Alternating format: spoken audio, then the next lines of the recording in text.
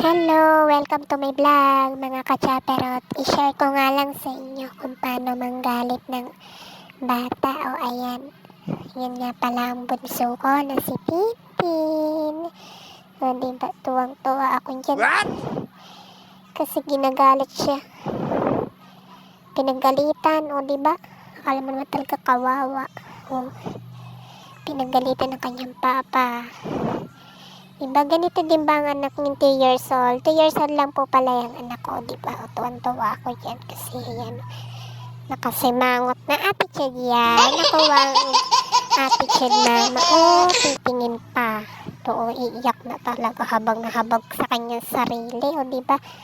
Girls attitude nga naman. Share ko lang sa inyo mga kachapero. Thank you nga po pala sa ating mga followers. At sa mga manonood, maraming salamat po sa inyo. Sana po ipatuloy po ang inyong pagsuporta sa amin sa mini vlog ko, Daily in My Life. Puti pa. Thank you.